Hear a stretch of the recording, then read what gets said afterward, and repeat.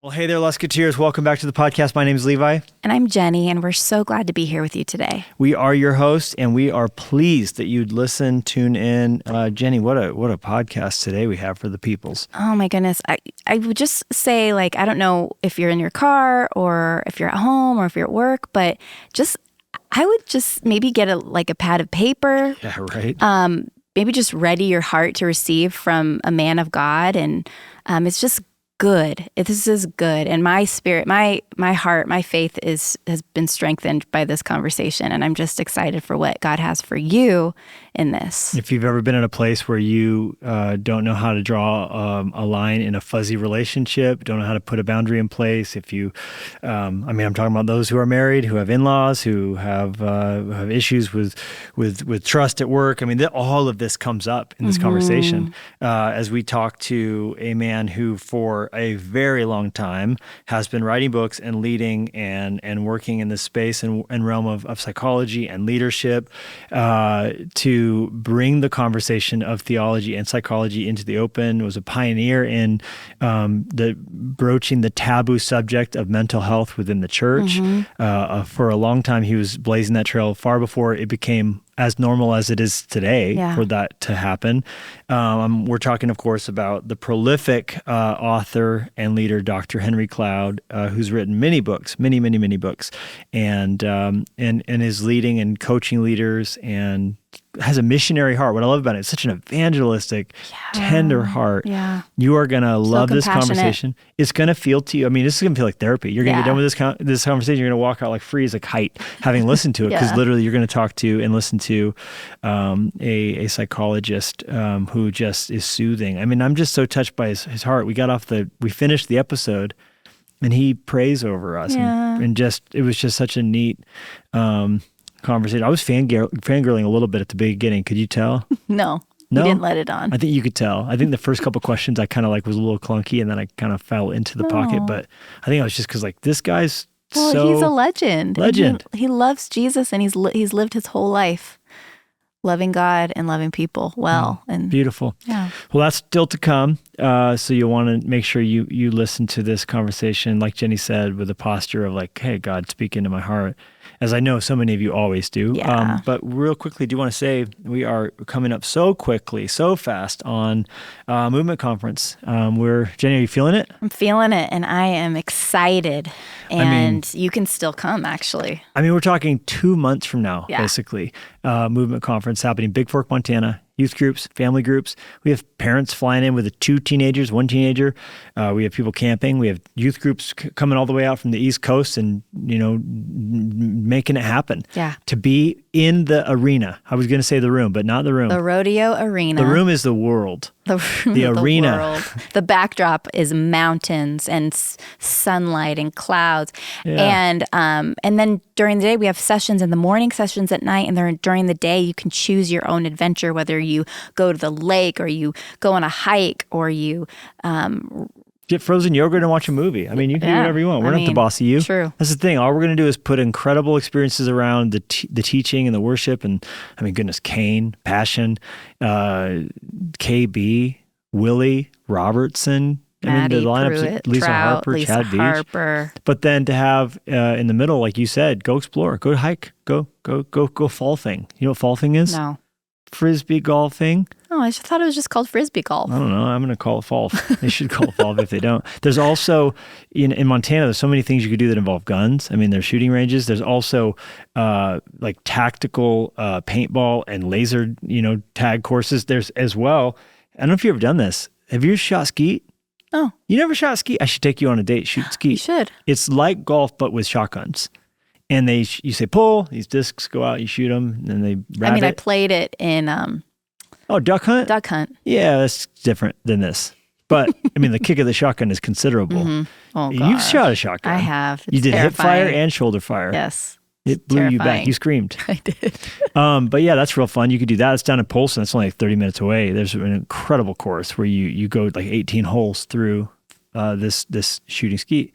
The rabbit's fun because the disc rolls on the ground. You have to shoot like it's a rabbit. Oh. But no animals are hurt. It's all these clay discs that biodegrade.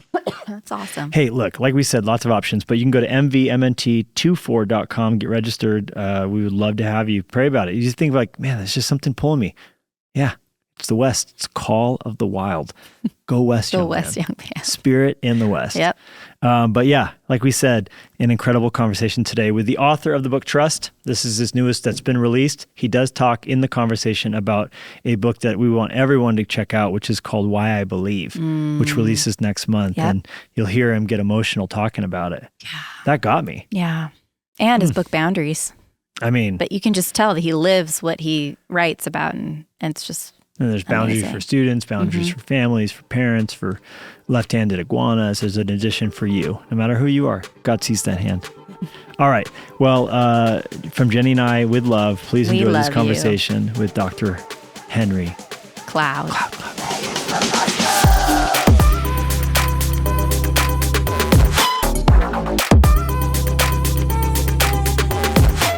Well, Dr. Henry Cloud, it is such an honor to have you on the podcast today. Thanks for coming on for a conversation. Thank you. It's good to be with y'all. It's awesome. We are, as authors, massive fans of your work. I will say, when I released my first book and an author friend told me like, oh, there's this thing called Amazon rankings, which I didn't even as a reader know that was a thing.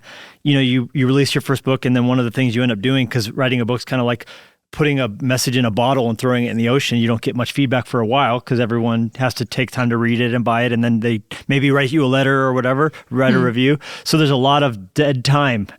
So one of the things someone said is, well, you can see how it stacks up on Amazon to know where it is going.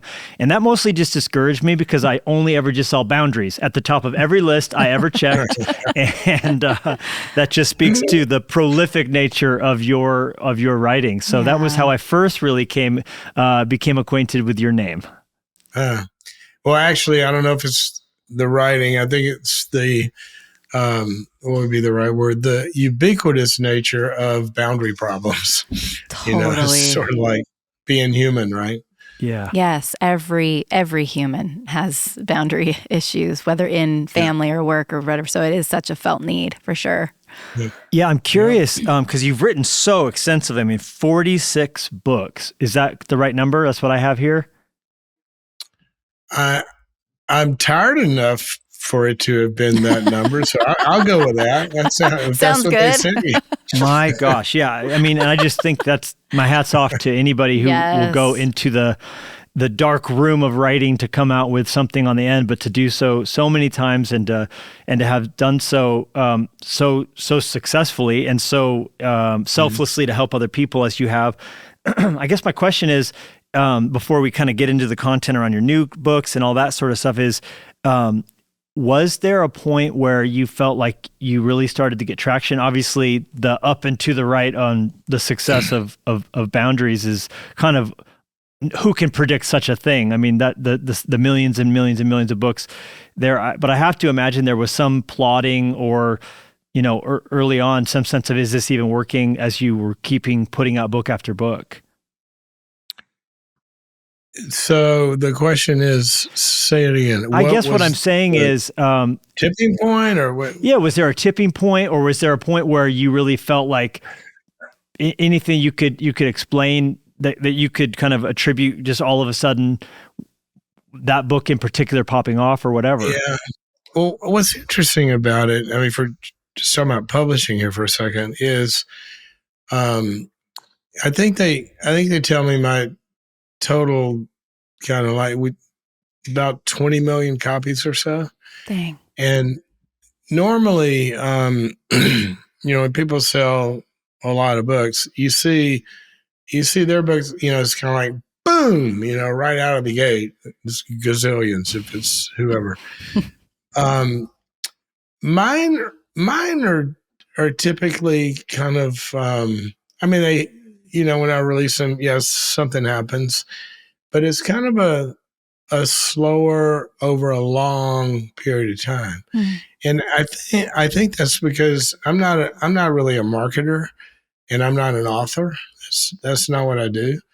I'm a practitioner, and so I live in the war rooms, you know, of CEOs and executive teams, and there's sometimes family entities and all that, 100 days a year or so. And I always say the work writes the books. And so when I see an issue that continues to emerge and pop up in front of me and doesn't look like anybody's addressing this specifically, that kind of gets on the radar, and then I'll work with that for years. A lot of research, model building, working in organizations, and then at some point it'll make it into the queue of, I think I want to write about this. And so mine tends to be it's just sort of a slow burn. It's probably the best way to look at it. Was there a point, though, when that book in particular sort of exploded and started to hit that, like different stratosphere? Oh, gosh. I don't know how to answer that, actually. I mean, you could go back and I guess I could research it. But the first year, it was actually is there a funny story behind Boundaries, actually. I wrote my first book. It was called Changes That Heal. And that was, that's probably one of them that's the deepest in my heart, because that was what I was trying to show was all this, noise about integrating psychology and theology that really never made any sense to me. Back then, people would say, well, if you got an emotional problem, you go to the Christian psychologist. If you have a spiritual problem, you go to the pastor. Mm. Well, and they acted like these two worlds need to be integrated. And I thought, why do you integrate something that's not disintegrated to begin with? Because what the scriptures say is that there was one creation and that we were designed to function in a certain way, clinically, how we're supposed to feel, relationally, how we're supposed to relate, and performance, how we're supposed to perform. There was one creation, there was one fall, and there was one redemption. And so it was kind of like saying, well, God needs an emotional gospel and then a spiritual gospel. To me, we are spiritual beings who have emotional issues, relational issues, and performance issues. Yeah. If our spiritual well-being is not touching those areas of life, then the gospel is less than it purports to be.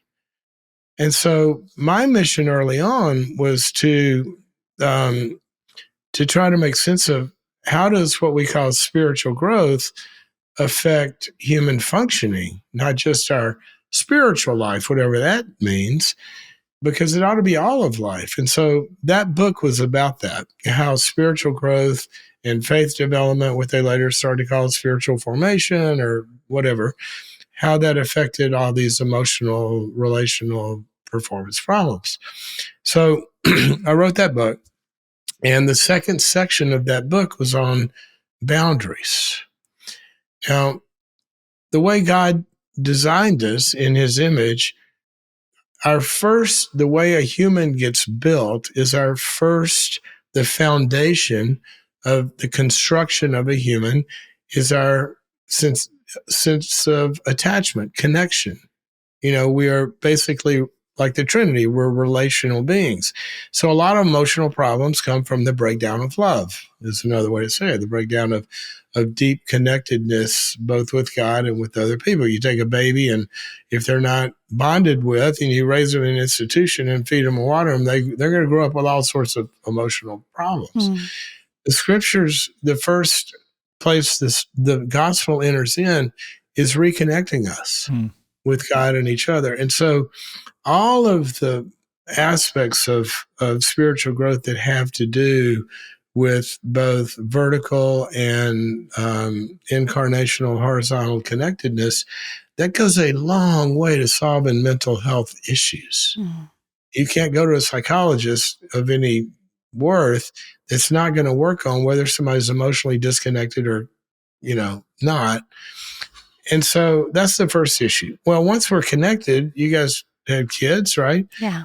After that first year of a deep attachment, then this other drive kicks in, and that's where they want to separate and go, no, Yes. Now they're developing boundaries where they're separate and autonomous, and you're developing self-control is the Bible's word for the fruit of that developmental stage, without losing connection. And so that step and the theological emphasis of that we see doctrinally and in systematic theology, as well as anthropology, as well as psychology, is called freedom. Mm-hmm. So, Galatians 5 says it's for freedom that Christ has set you free. So we've got love, but in our loving relationships, we've also got to be free. We can't be controlled. So you have all these control issues, but you've got to be free enough also to stand up and say, no, that hurts. The Bible calls that a trespass over the boundary. So anyway, and then there's two more aspects to that model.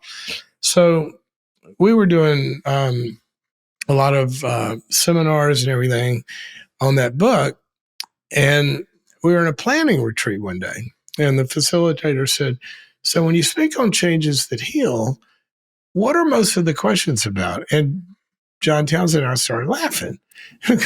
All the questions are about boundaries, which is only one piece of that book. Interesting. So he said, well, why don't y'all write a book on boundaries? And I started laughing. I said, that's a great idea, because we wrote a book about it. We could stop talking about it. The book would answer questions and we'd be done with this issue. Well, that was... So is A, the book you didn't really want to write, but B, it was more of your convenience in anything and just expanding. So that's interesting. Funny. And funny. God, make your plans and God laughs. It's kind of... Yes. Right. And I guess I just enjoy hearing that, because whether it's The Shack or I had a chance to talk to Eugene Peterson about his Along Obedience in the Same Direction, or just hearing some anecdotes around books that have really God chosen to breathe on, that have gone to the level that your books have in very rarefied air. And it's just always very fun to hear some of the anecdotes and stories. And it's oftentimes like that, where you can't really even we wrote it, but it's like, it wasn't like the scheming or the brilliance that had it happen. It's just right place, right time. God chose to use it, and a felt need that, resonated with people so deeply. And even to write books, I was back then I was just a clinical psychologist I was in my 20s when I wrote it, in private practice. We're doing a lot of leadership consulting. And I had built that model for organizations and ministries to be able to scale and use in organizing ministry to help people with these issues. And so it was actually Cru way back then. They wanted to use the model to scale throughout all their ministries around the world. And they said, is this written down anywhere? And I said, no, I just kind of teach it when I do consulting. And they said, well, we want you to write a book on it. And I go, I can't write a book. I don't know how to write a book. I barely got my dissertation written. and they said, no, this has to be a book. And I go, I wouldn't even know where to start. And so they hired a consultant not to write. I've never used a ghostwriter. I've written every word of every book. That is true. Mm-hmm. But they hired a consultant to lock me in a room and show me, or work with me to devise a process by which I could get a book written, because I can't organize my way out of a phone booth. And so, that's they locked you in a room. Yeah, literally. Wow. And he gave me a couple of assignments, and anyway, this process emerged, and it's the same one I still use today. Wow. Thank you for sharing that. That's beautiful. A great story. And I love that you were teaching how to scale, but you had to kind of have the teaching to you, because by releasing the book, that took it far and wider than you could ever have conferences to bring the content around the world. And how many languages is that book in particular in? Do you know? I don't know how many. That particular one, it's I get copies of all my books all the time, and in other languages. I just got one that was in from Thailand, and I look at the cover. I don't even know what language this is, especially when you get into Eastern Europe and all of those. You can tell that's where it's from. Right. I have no idea. It's a lot. What is, you said you were 20 when this kind of began. What have been any of the disequilibrating or disorienting sides of the influence and success that you sort of stumbled on? Like you said, you just wanted to be a practitioner, and the things that you found helpful or missing in your teaching have informed what you've written. But I'm sure there's got to be some capacity in which you found yourself like all of a sudden like, whoa, what's going on here? Where did my life go, Yeah, probably the biggest, there's been a couple that were really, I mean, I don't know what the word to use. Would you say that disequilibrating? I only know that word because my counselor regularly uses it with me.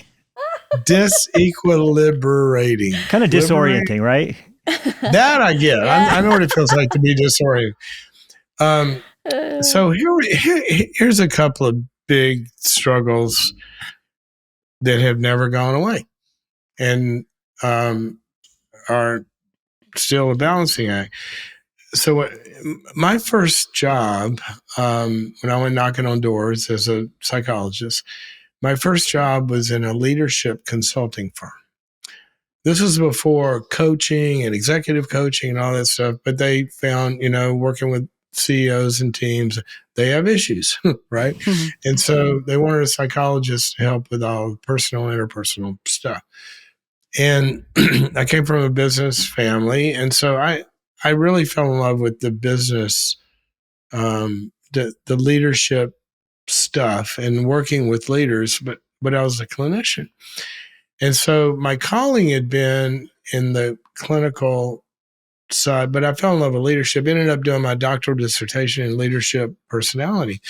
So from day one, I've had two parallel tracks, one in leadership and then one in, personal growth, psychology, if you will. And so I started writing over on the boundaries world, all of that stuff. And it was also deeply faith-based. Well, I was still practicing, had a pretty significant amount of focus in leadership over here, but then I was doing all this clinical stuff over here and started writing in that world, trying to communicate to Christians what spiritual life has to do with growth in all these areas. Well, this turned into a brand, right? Mm-hmm. And so I was the disequilibrating, whatever that word.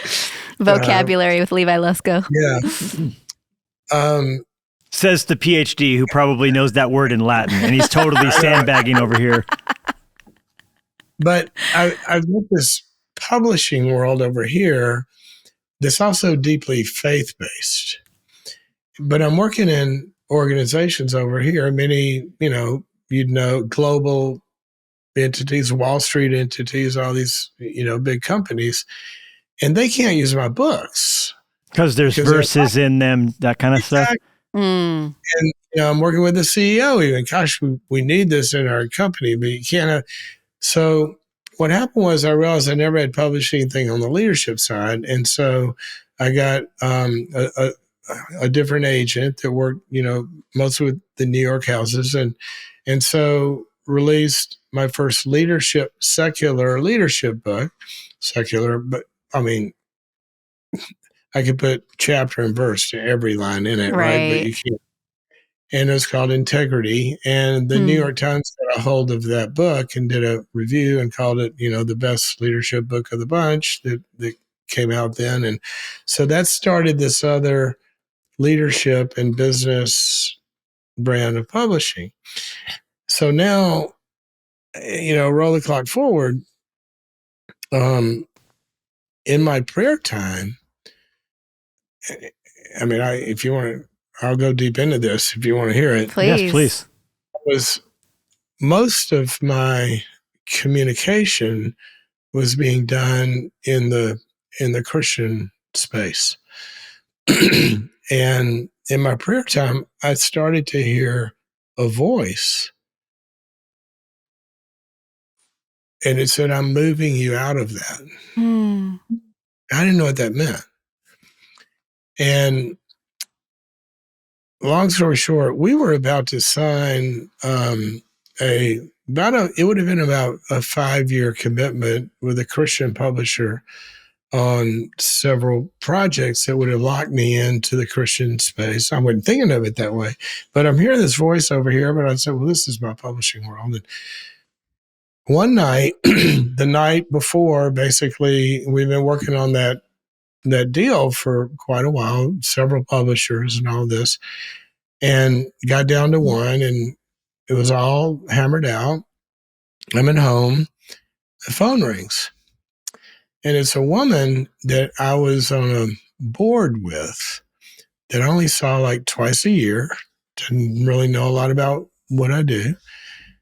And she called me and she said, I just had a vision about you. And I said, really? She goes, yeah, it's very clear. She said, I don't know what it means, but I can tell you what it was. I said, what was it? She said, God showed me that you've been in a yard that had a fence around it. And you've been speaking and talking to people in the yard. And he wants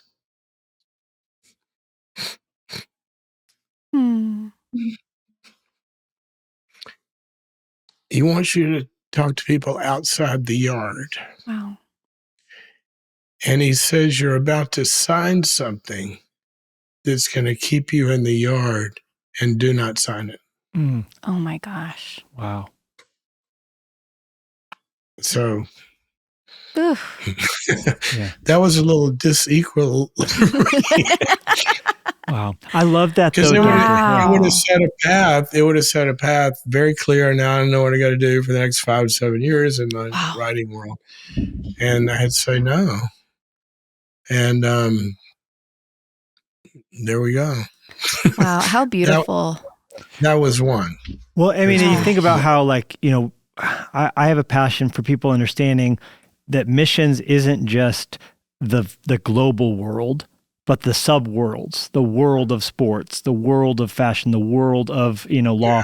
You reaching into the world of business in the way that you have as an ambassador for Jesus, speaking all things to all men, so that you can, because of course they're going to get this content not realizing where it comes from, and then of course the rest of your larger life is going to point them to the Jesus that they don't even realize they're getting pointed to, right? So I mean, that's really sneaky and awesome and empowering for the people listening, going, oh wow, like I don't have to just honor God by putting a Christian fish on the bottom of my painting. They'll of course do it if you feel called to, but you can just do a painting, and people can see that and want to know you, and they're going to, you know, be able to be introduced to Jesus almost through the back door a little bit that way.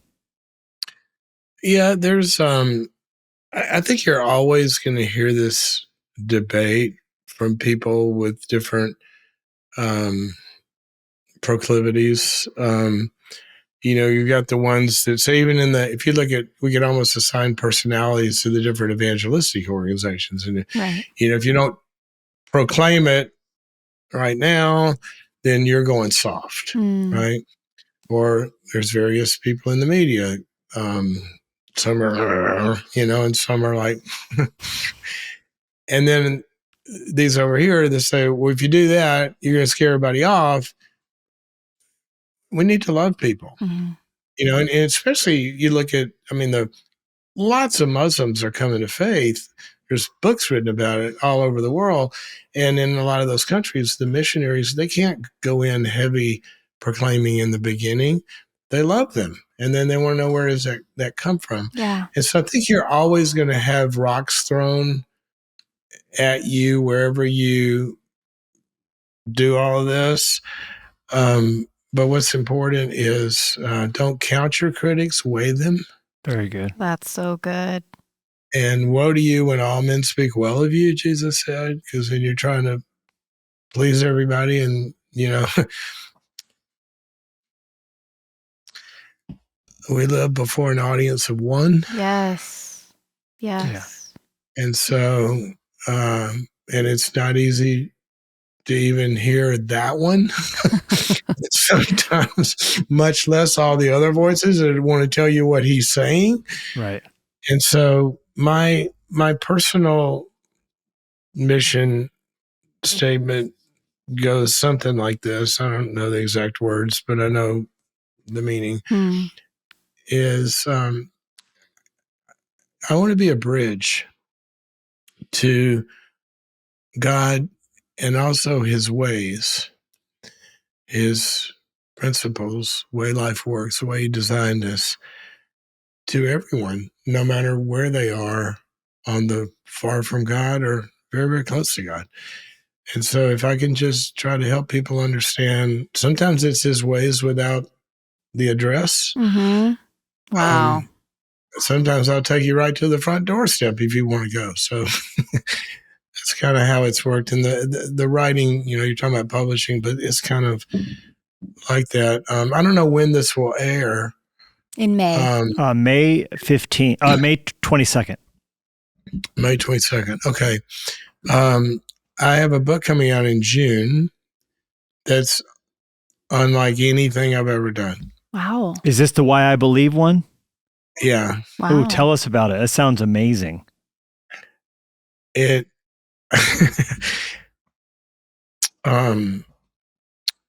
it's been sitting in me for a long time. And I was just going to self-publish it. The working title, the title is going to be Why I Believe, but the working title in my heart was To My Friends. Is what I was always going to call the book.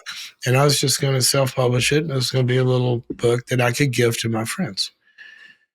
And what it was it starts out in the preface. Sorry, I'm so hoarse. It's okay. This cold is it's going around. Got me. It starts out in the preface. It says, I have an issue, and this book is my attempt to solve it. I've had this issue. Sorry. You guys start asking me about particular books, and I get, gets to me a little bit. Anyway. It blesses us. Yeah. This, I've had this issue since I was about 10 years old. I love God, and I know without a shadow of a doubt that he's real. He's proven that to me for decades. That's not my problem. My problem is I love my friends. And many of them don't know him in any way that they've at least told me about. And honestly, sometimes I struggle with how to tell them. Yeah. And then it says, well, what are you talking about? You tell millions of people in media or speaking or books about God all the time. Why do you struggle with some of your own friends? I said, well, easy. The people come hear me speak, or they signed up to hear me talk about God. My friends just signed up to play golf or have dinner. Right. They didn't come to hear about God. And it's a hard conversation sometimes. It's very divisive for a lot of people. And so sometimes I find myself not doing it, at least like I want to. But then I'd start to feel like that's not being a good friend either, because I would want my friends to know what I know and to know him and know how incredible it is to know him. And so I struggle with that. So I decided to solve my problem. This book is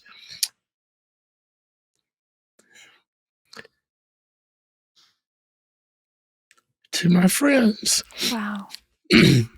All of my thoughts about God, the stuff we never talked about. Wow.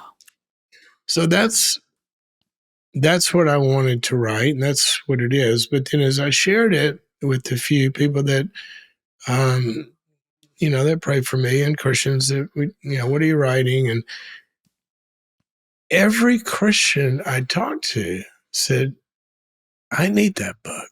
Same. To give to my friends. I said, okay, well, maybe I should treat it like a real book instead of something I just print up and hand out to my friends. So it turned into a real book. And it's not about all the stuff I ever write about. Really, it's my story of how when I hit bottom and God entered in and rescued me from being really, really depressed, and how I saw that he was real, and kind of the journey that he took me on up until a certain point, because I didn't want to, who would want to read my autobiography, right? But it's my faith biography of how he entered into my life. And then from there, kind of, I don't want to bore you with writing about everything that God has done in my life, but from there, it goes into a section of about 10 or 12 really, really short stories about actual miracles that he has done in my life that I've seen. And so that's kind of the first part. And then it says, but when I came to faith, even though I knew that I can't deny what I've seen, this is real, he's real. Where everybody's telling you, well, the Bible's a bunch of myths and it's all these contradictions and you can't believe it and people made it up and blah, blah, blah. Science has disproven it. So at that point in my life, this is way back when, I went into a really, really deep dive to try to resolve the cognitive dissonance of what I knew to be true and what everybody's telling me that was intellectual suicide. And so the next section is, I had a lot of intellectual obstacles to faith, and here's the answers that he provided for me. And I'm not trying to tell anybody these are your answers, but these are how these questions got resolved for me. And I go into a lot of the hard sciences, cell biology and astrophysics and quantum physics and archaeology and all this stuff.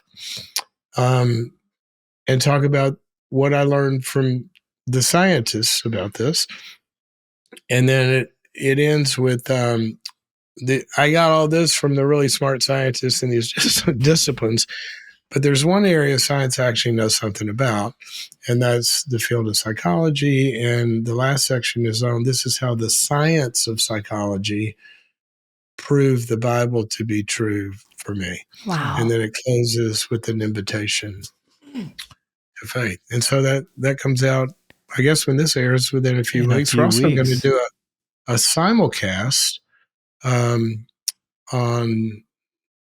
right in there when that first week is, that churches can carry and individuals can sign up as well. Beautiful. That's incredible. Well, wow. Thank you for sharing that. For sharing that with the emotion that's so tangible and contagious. And I think because I'm sorry. I mean, I don't mean to kind of break apart, but you asked me about two very deeply meaningful things. No, please never apologize for caring. I think there's such a purity.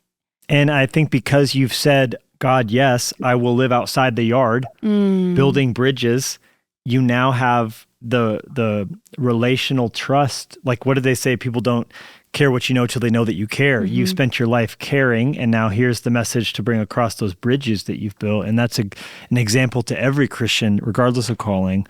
Well, and that's so relatable. Like, I relate with that. Like, I love God, and I have for a long time, but I also love the people in my life. But why is it so hard to go deep? And I think that's just so many people's struggle. It's like it's the people that are closest to you that it's harder to explain. Like, I don't know. Sometimes it's easier to share the gospel with a stranger than it is someone who's in your life in that way. Yeah. Yeah. And what I've found, and it's kind of part of what the book is about, as I do that, what you really enter into is you enter into a lot of pain points for people. With some of the big questions. I mean, I have good friends y'all mentioned, who've lost a child. And how can there be an all good, all powerful God when things like this can happen? Right.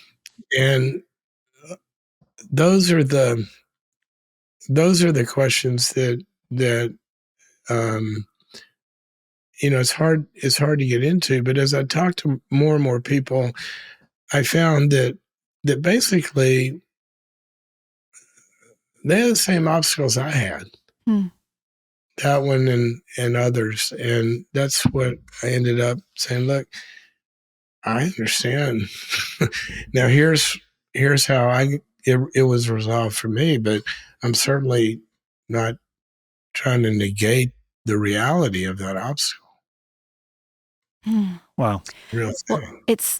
this is all just stunning and beautiful, and your faith and your example and your tenderness is inspiring to me. It's funny to me that you said, I'm not an author, and then here's 46 books that are coming out of your heart. And it's like, yes, you clearly are, even though that may not be like what you do day to day, but you are an author. And it's funny though, because it's not my day job. It's not your day job. By the way, I have people come to me all the time. I don't want to interrupt your train of thought, but they say, "Oh, I'd like to write a book." I go, "Why don't you?" And they say, "Well, I don't have time." Shut up. I know. Levi, like, there's the by quote, day, shut up. Levi by day is pastor and leader, and then he writes on his off time, and it's like, yeah, I don't know how you guys do God that. gave us a 5 a.m. for a reason. The day job doesn't start till 9. What do you want? Well, I mean, I always say, look, okay, John Grisham's written a few books. As a lawyer, and his first, 10, he was still a practicing lawyer. Dang. Not only practicing lawyer, he was also a state legislator. Oh, that I did not know. Who had a dream of writing a book. So you know what he did? He got up 30 minutes early, wrote 1 page a day. Gosh. A year later, has this little book called A Time to Kill.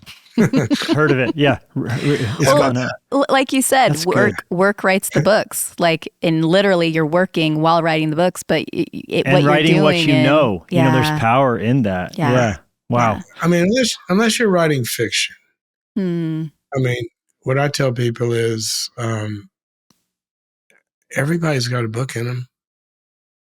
It's been being written in your experience.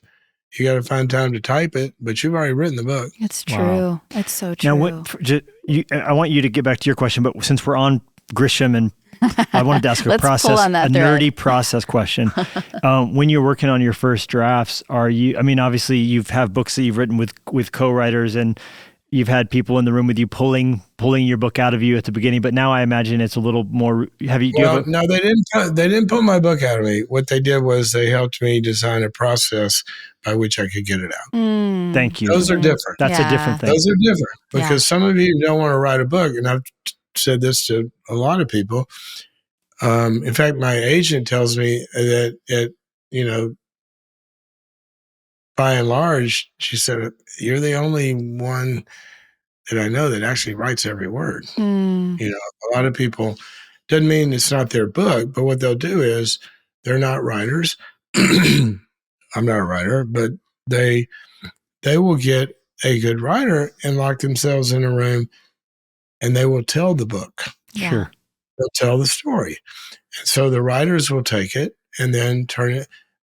That's not faking it. You wrote that book. You got somebody else to type it for you. So there's a lot of different ways to write books.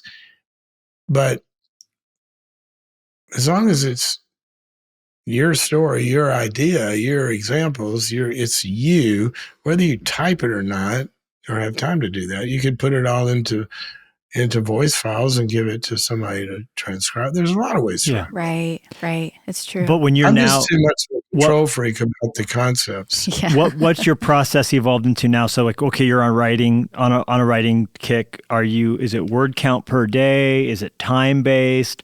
Are you sitting in front of a typewriter? What are any of the kind of things that your process has morphed into? These are purely selfish questions here. I enjoy very much asking. Yes.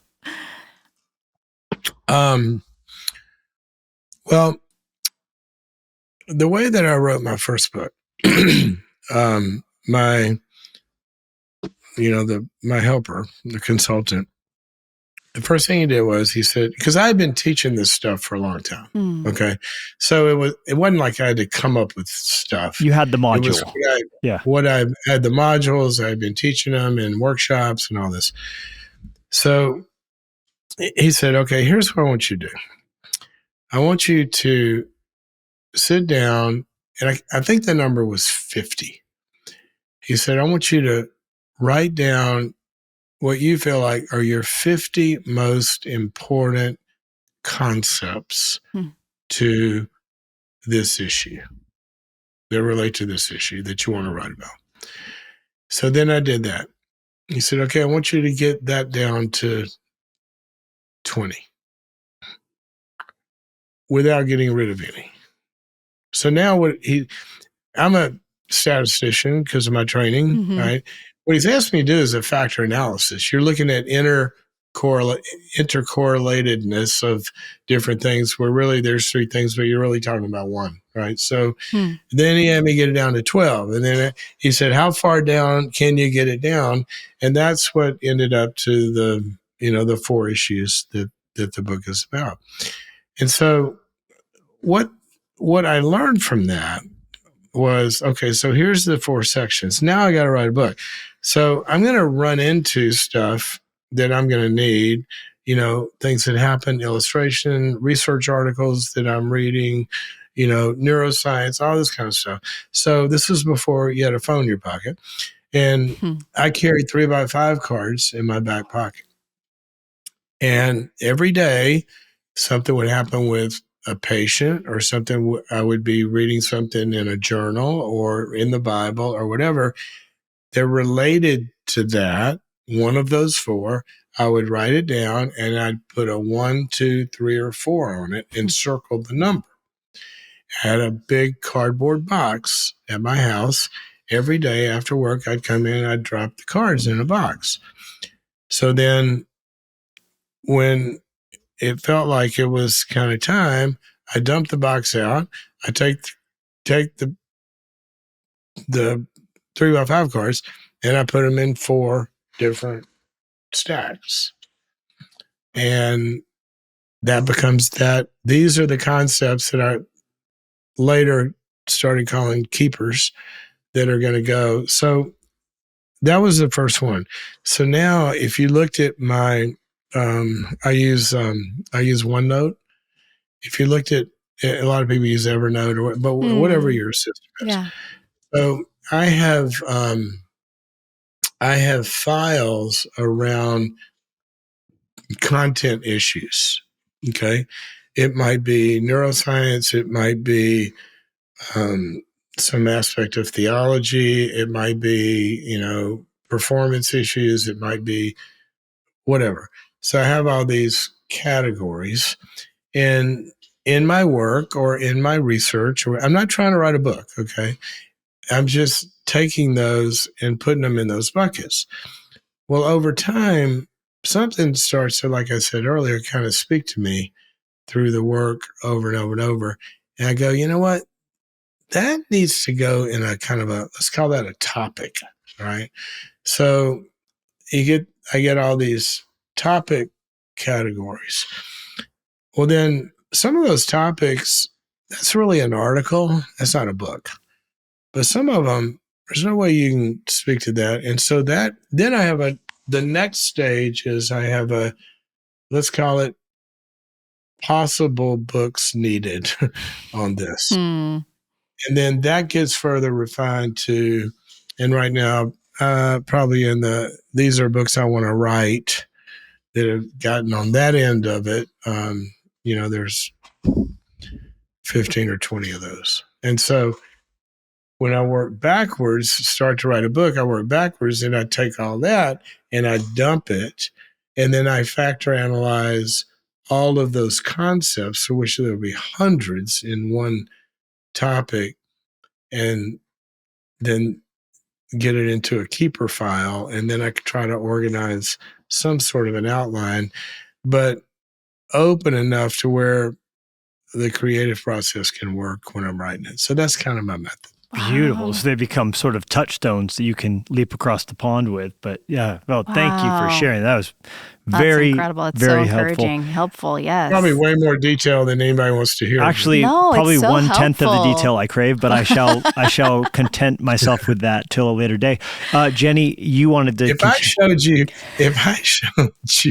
those files, you would probably say you are psychotic. This is Oh, all the good ones are crazy. Oh my all the good ones are gosh. crazy. But that's the creative process, and that's your process. And I like Levi has very creative process with what he does, and I just love that it's different for how God made our own Yeah, brains but like and you're saying, creativity. is this a sermon? Is it a sermon series? Yeah. Is it maybe a book? Like and you don't always know what you have when you first get the insight. But Yeah. one thing's for sure, if you don't record it, you're not going to have or it down the road.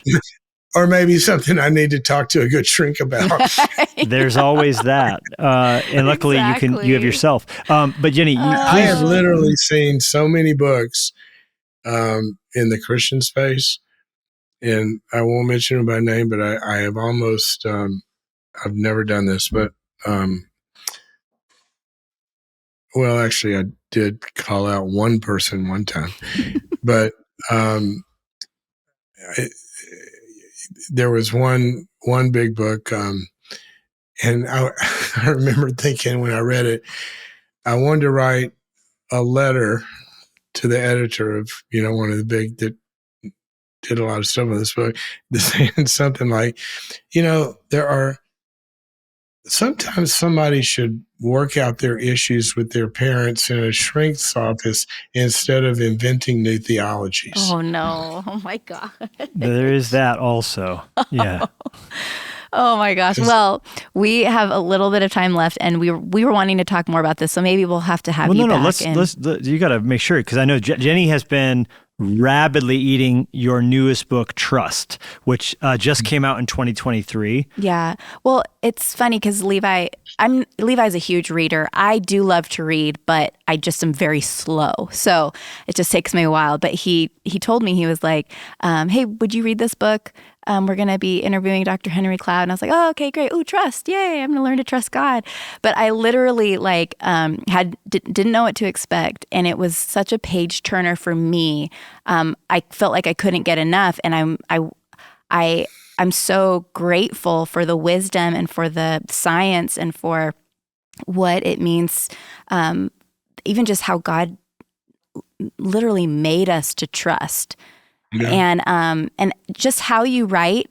I love hearing all the backstory about your process and how you write, because it's easy to read.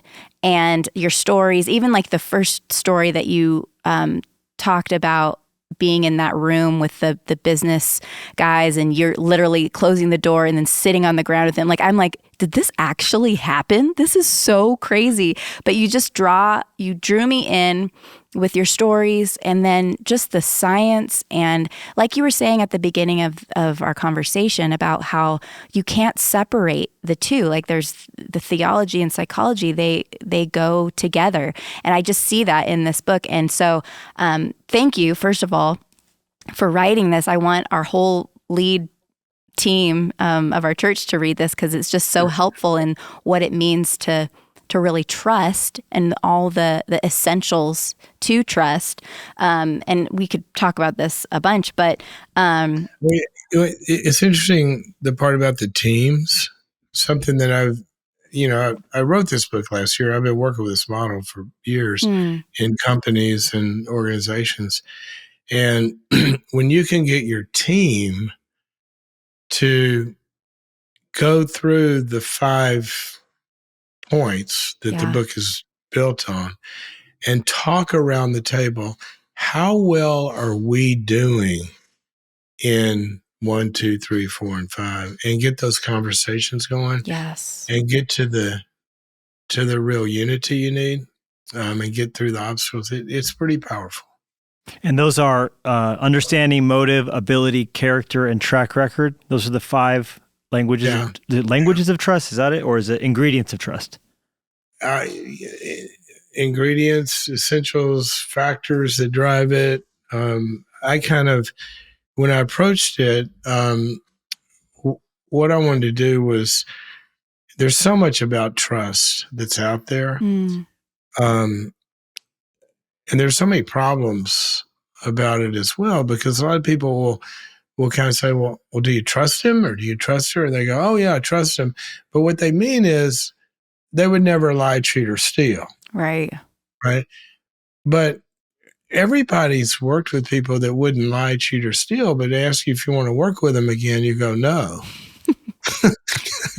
Right. Well, those are, when my daughters were 5 years old, they knew not to lie, cheat, or steal, but they're not ready to marry somebody or run an organization or have somebody invest money with them. Yes. There's a lot more to trust than just those foundations of morality. Those are foundational. You can't have trust without those, but you can have trust without more than that as well. And that book gets into the science of that.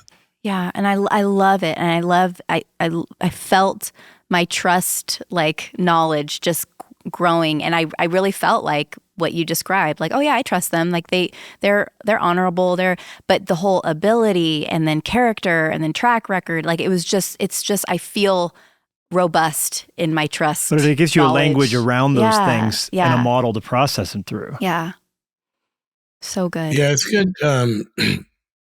It's just really good to have a little bit of a GPS. When you're trying to evaluate, do you go the next step with somebody, or you're trying to evaluate why something's broken with somebody, either their performance or relationally, it gives you some kind of doors to walk through and let's work on this. Yeah. It's interesting, with Gen Z, having such chronically low levels of trust, in the sense of they're growing up in a world where there's intelligence that's artificial, there's news that's fake, there seems to be a growing skepticism of NASA having put a man on the moon, and just kind of young people don't have the same level of respect for politicians, pastors, kind of anybody is suspect, right? So how do you see the way forward for leaders to help rebuild or repair trust when there's almost such a sense of disillusionment with authority in general? Wow. There's a lot of ways to kind of enter into that, but if you want something that never fails, then look at the word proximity. We all know people who idealize from afar. Yeah. But there'll be people inside that circle, and they go, well, if you knew what I knew, right. Right. And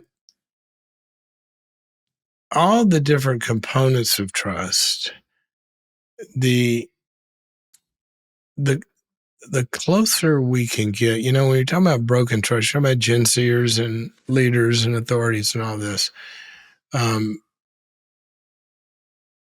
When you the body heals itself cell to cell. That's the way we fix things. Your immune system sends stuff out cell to cell. That healing takes place, or stopping the infection takes place. And so one of the things you have to think about, if I'm going to repair a breach, I'm probably not going to do it from afar. And so when people are trying to do it only through messaging and all this kind of stuff, that certainly is important, but we've got to find ways to have people experience trustworthiness. Wow. Because here's the great thing to think about.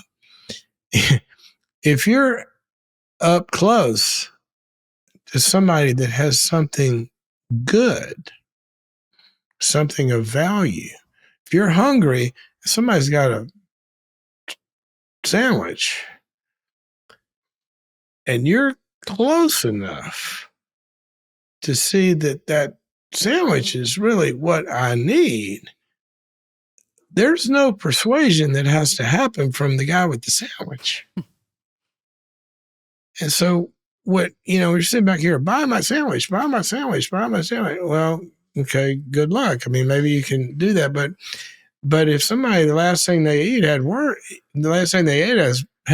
in it, and they're close enough to see you eating this, that it just changes the calculus. And so somehow, if we don't get down to it cell to cell, where people are close enough in the experience of what we're trying to get them to trust, it's really hard. Now, in large organizations, that gets even harder. And that's where leaders have got to, and I've been involved in, many like culture shift agendas in organizations. And you don't do that from just placards on the wall and, an all staff call or something. That's important.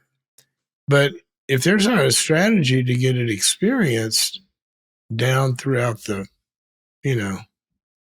hallways and one-on-ones, and then it's not going to work. Yeah. Or it's going to be much more slow, God didn't write it across the sky. Incarnation.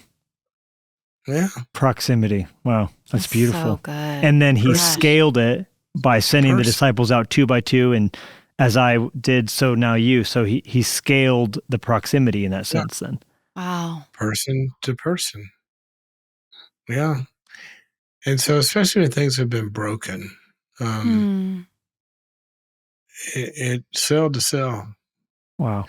Now, once you get proximity, that's where, in my view, the 5 things become important. So you can get close to somebody, and if you're close to somebody, you're trying to convince them of something instead of beginning to first understand, like we talked about in there. Yeah. They have neurological barriers to that. And that's what a lot of leaders do. They try to persuade before they have an open door. An open door only comes through attunement, is the psychological and neurological term. And if we don't start there, you don't understand somebody when you understand them. You understand them when they understand that you understand. And you can't talk somebody into that. That's something they have to experience.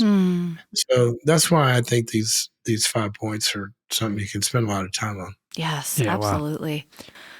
Wow. Well, the book is Trust. This subtitle here is Knowing When to Give It, When to Withhold It, How to Earn It, How to Fix It When It Gets Broken. You weigh into the messy middle of for the difference between forgiveness and being in right standing with someone, how good forgiveness is for yourself. I love the language you use. You say forgiveness that you give to someone can be sometimes the best gift you ever give to yourself, but you also expose the tension that not every time you forgive someone is there going to be reconciliation that's possible.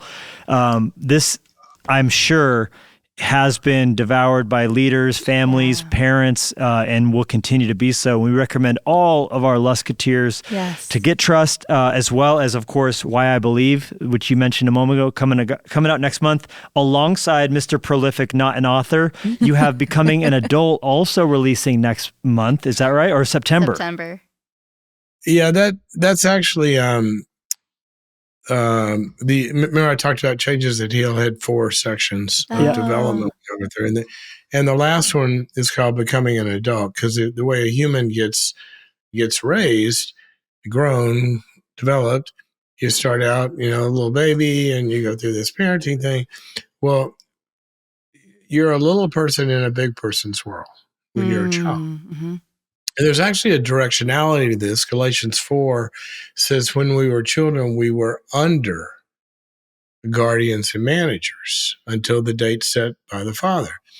Well, this becoming an adult should be a gradual process of authority being delegated at various steps. The first you get, you can put the food in your own mouth. I'll give you that. Oh, you can wipe your own, you know what? I'll let you do that. I don't do that anymore. Oh, you can pick your own friends. Well, I'll let you, And so at some point, people are supposed to become equal to the adult world. So parenting has an end to it. Psychologically, functionally, biblically, all of that. And Jesus, so much of what he said was to have people stop treating humans like your authority figures or your parental figures. If you're equal with them, then you're free to submit to a role that as an adult, you have signed up to call that person your boss. So when you do what the boss tells you to do, you're affirming yourself and the decision you made. You don't have a beef with them because who are you to tell me what to do? I'm the guy that you signed up to tell you what to do, and I pay you for it. Yeah. Right. Oh, and so there's a lot of emotional struggles that go with, and now we've got, one of my biggest hair catching on fire things is how long we are keeping humans to be children now. And the helicopter parenting and the non-differentiated stance that a lot of this parenting is having, the lack of self-control that it's building. So they're almost psychotically anxious because they don't have agency. Yeah. It drives me. Well, they can't make it through a meal without their iPad, all the things, right? Well, and now my wife just told me about an article that now parents are going to job interviews with their 20-somethings and calling the HR departments. Right. Are you kidding me? It sounds like Peter and James and John's mom in the gospel asking for Jesus to have a right and left hand position for her sons, kind of that Sons vibe. of Thunder. Yeah. That's and oh, don't even get me started on this over-parenting problem we have. Yeah. Oh, next time. Okay. Well, we'll have to have a follow-up conversation. Dr. Cloud, we have really enjoyed every moment with you. Thank you so much. A legend, and the tenderness with which you talk is so evident. And we really have enjoyed this time talking to you. Yeah, thank you. Well, it's been a pleasure. Fun to talk to you guys. And thank you so much for listening. Be sure to swing by levilusko.com and jennielusko.com to see what's going on in our world. And make sure to subscribe so you don't miss a single episode. And in the meantime, we would love to connect with you on social media. Jennie and Levi Lusko, out.